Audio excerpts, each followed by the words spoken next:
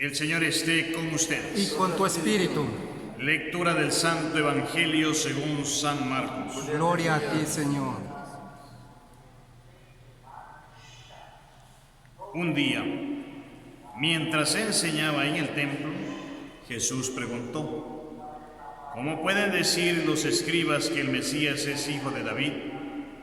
El mismo David, inspirado por el Espíritu Santo, ha declarado: dijo el Señor a mi Señor, siéntate a mi derecha y yo haré de tus enemigos el estrado donde pongas los pies. Si el mismo David lo llama Señor, ¿cómo puede ser hijo suyo? La multitud que lo rodeaba, que era mucha, lo escuchaba con agrado. Palabra del Señor. Gloria a ti, Señor Jesús. Queridos hermanos, bienvenidos a esta Eucaristía. Qué grande bendición encontrarnos nosotros y tener contacto con la palabra de Dios. Eso ya es una bendición de Dios. Ya es una bendición que usted esté ahí en su casa, que haya detenido el tiempo de sus actividades, de sus quehaceres, para alimentarse de la palabra de Dios. Es una bendición para usted, para su vida, para tu salvación, queridos hermanos. El pueblo de Israel llegó a un término en que a Dios le pedía un rey. Al inicio el pueblo no tenía reyes. Había Dios suscitado al padre Abraham, tenía los patriarcas como el hijo de Abraham, Isaac, Jacob, etc.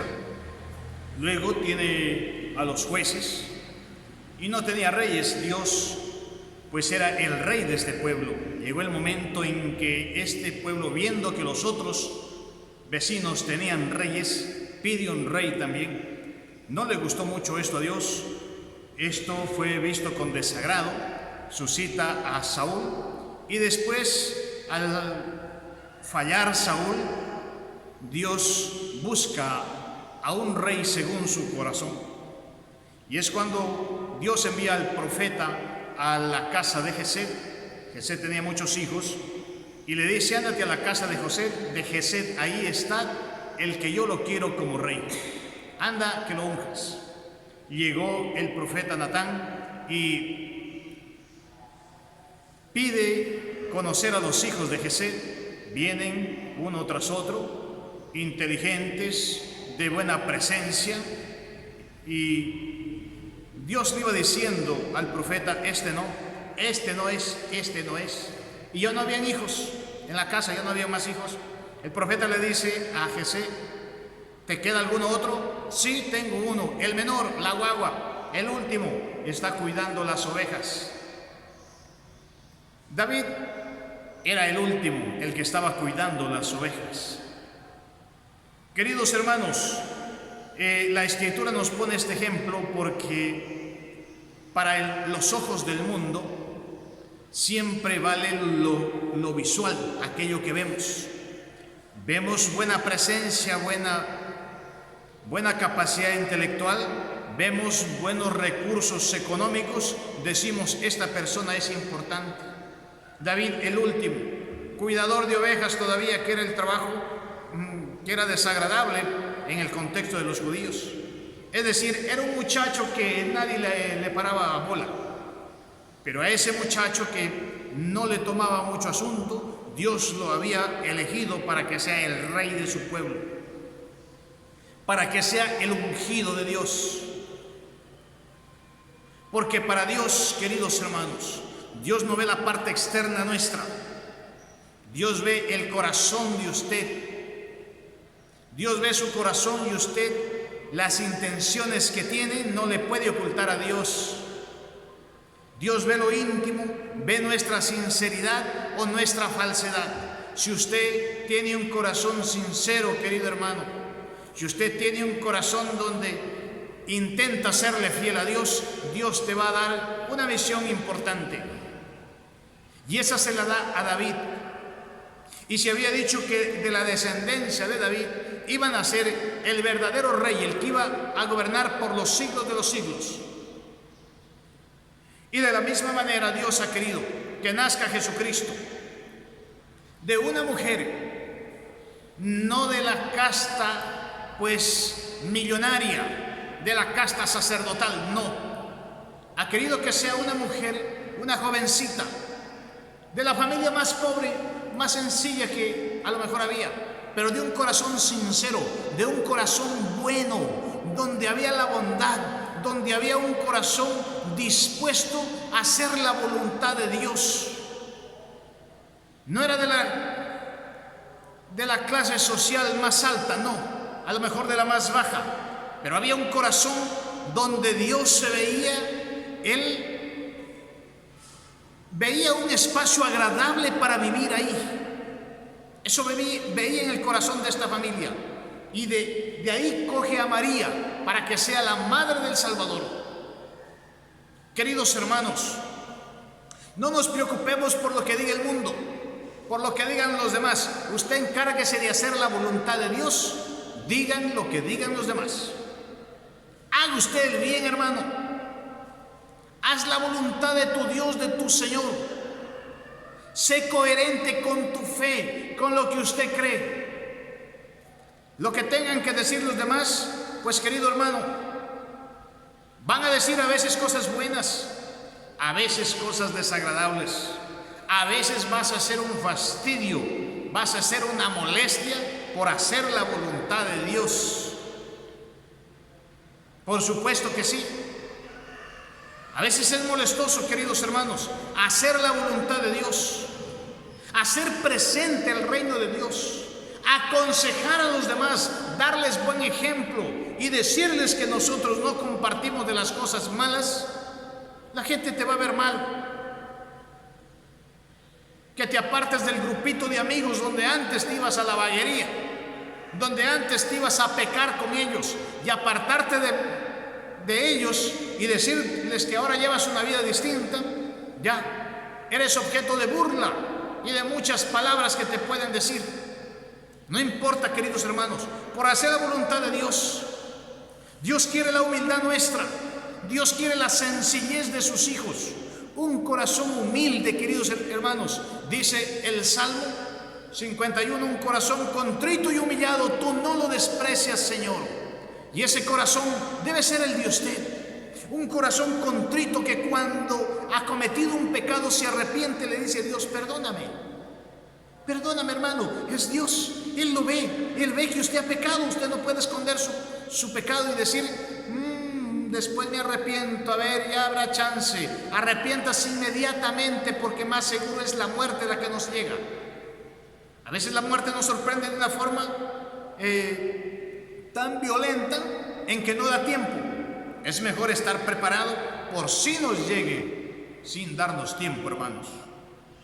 La primera lectura, una lectura hermosa, que San Pablo le escribe una carta a Timoteo y le dice: querido hermano, tú has seguido de cerca mis enseñanzas. Pablo había evangelizado a Timoteo. Timoteo era como el hijo en la fe de San Pablo. Había convivido con él y de cerca había conocido la vida de San Pablo, cómo vivía Pablo.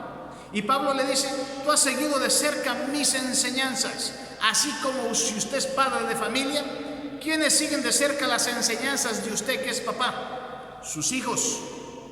Ellos siguen de cerca las enseñanzas que usted les da.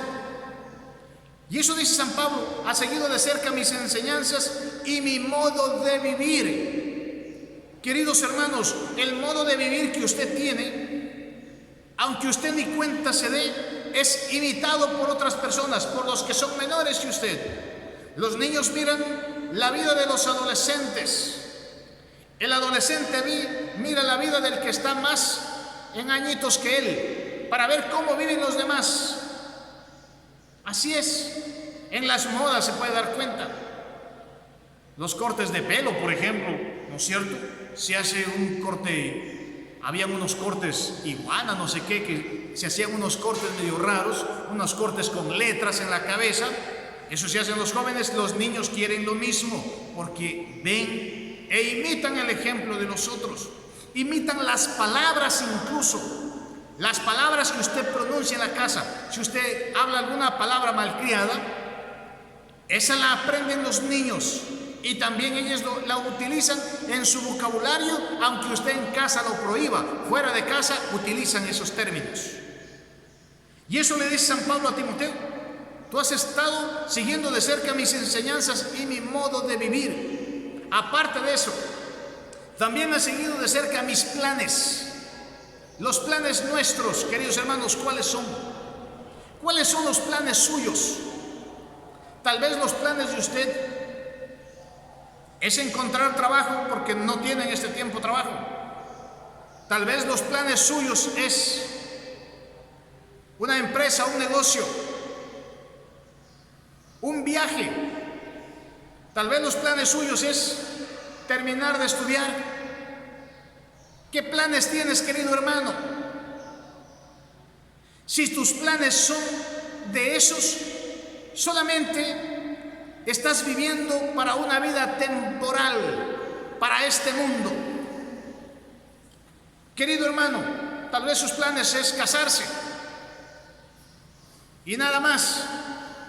Tiene que en los planes de este mundo usted iluminarlos y ponerlos en las manos de Jesucristo.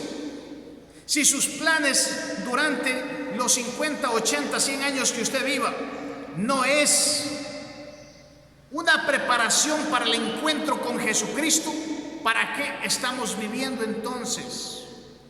¿Para qué vivimos? Si no vivimos aquí para ir teniendo un encuentro con Cristo aquí temporalmente, para después tenerlo eternamente, ¿para qué vivimos? Si al final la muerte nos llegará.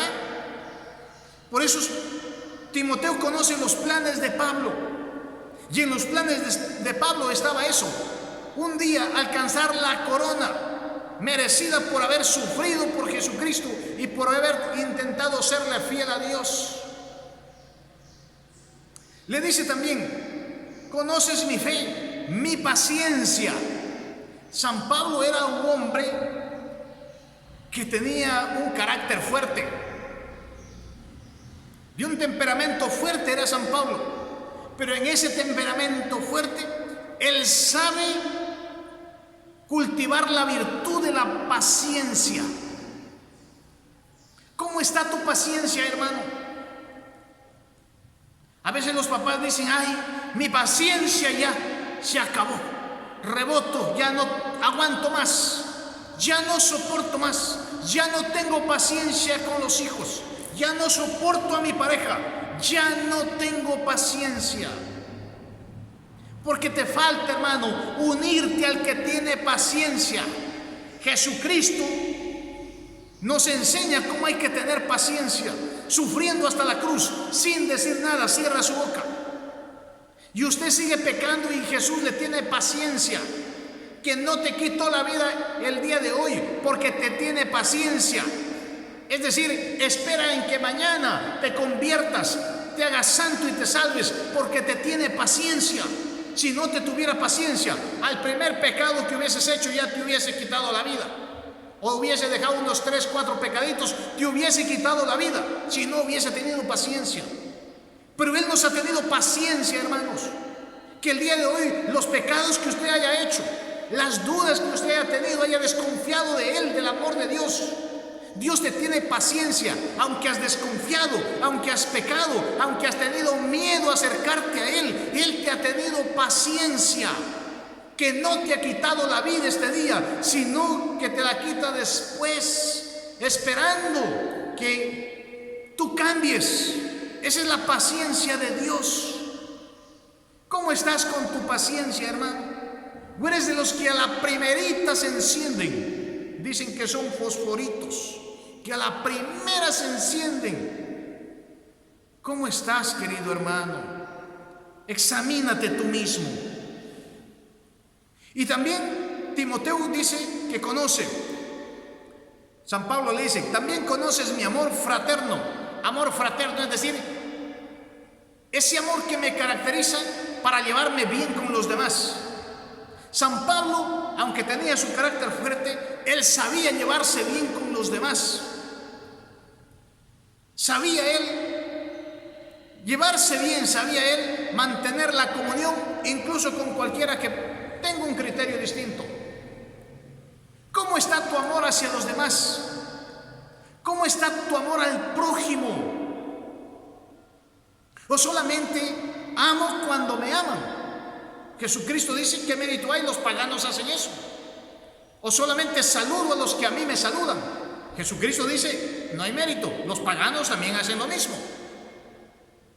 ¿Cómo está tu amor al prójimo? Especialmente con ese prójimo que te insulta, con ese prójimo que te trata mal, con ese prójimo que te calumnia, con ese prójimo que a lo mejor te robó, con ese prójimo que a lo mejor se burla de ti. ¿Cómo está tu amor al prójimo? Especialmente con ellos, con los que no nos hacen sentir bien. ¿Cómo está con aquel prójimo que le pediste un favor y te dijo que no? Aquel prójimo que fuiste tú a suplicarle que te ayude. Necesito tal favor, ayúdame. Y tú fuiste porque en tu conocimiento estaba que esa persona sí podía ayudarte, pero te dijo que no. ¿Cómo está tu amor hacia ese prójimo, hermano? Cada uno se da la respuesta. También San Pablo le dice a Timoteo: tú conoces mi constancia. Mi constancia. ¿Cómo está nuestra constancia en la fe, en el seguimiento a Jesucristo?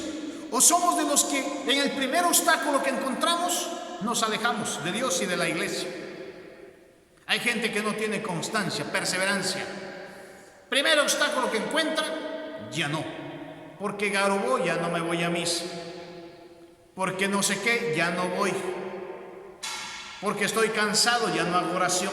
¿Cómo está tu constancia, hermano? Constancia significa estar ahí y ahí. Constante, no de vez en cuando, no. San Pablo también le dice a Timoteo: conoces mis persecuciones y sufrimientos. Ahí está la constancia, en las persecuciones y en el sufrimiento.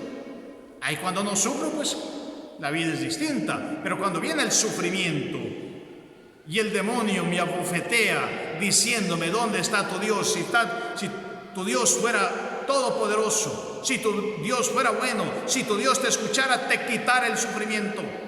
¿Dónde está tu constancia, hermanos? Ahí debe estar nuestra constancia, que aunque parece que todas las cosas nos salen mal, que aunque parece que el sufrimiento en vez de disminuir aumenta, ahí está mi constancia, en que yo no dejo de creer, en que sigo amándole a Dios, sigo orando, sigo suplicándole, sigo doblando rodillas. Y como creyente lo tomo todo eso como bien, porque sé que eso, aunque Dios no haga lo que yo le pido, pero ese sufrimiento me sirve para ser humilde, y al cielo solamente entran los humildes, es decir, los pequeños, los que se hacen como niños. Eso es hacerse como niño, aprender a vivir con un corazón humilde. La humildad es una actitud del corazón, queridos hermanos. Por eso Jesucristo dijo: aprendan de mí, que soy manso y humilde de corazón. Es decir, en mi actitud, en mi forma de ser, es una vida humilde. Queridos hermanos, Dios, que te ama tanto y te tiene paciencia, espera por ti. El día de ayer a lo mejor Dios, si no hubiese tenido paciencia, ya te hubiese llevado. Pero tanta paciencia te ha tenido que hoy te ha permitido vivir para ver si el día de hoy te haces santo. Y si no te has hecho, la paciencia de Dios tan grande, a lo mejor nos permite vivir también el día de mañana sábado. A lo mejor sí. En la paciencia de Él, hermano, a lo mejor sí. Por eso, no perdamos el tiempo, entrega tu vida y tu corazón al Señor. Dios te ama inmensamente y quiere que usted se llene de todas estas virtudes que solamente los que se unen a Cristo las pueden alcanzar. Queridos hermanos, que Dios me les bendiga. Vamos a hacer nuestras oraciones.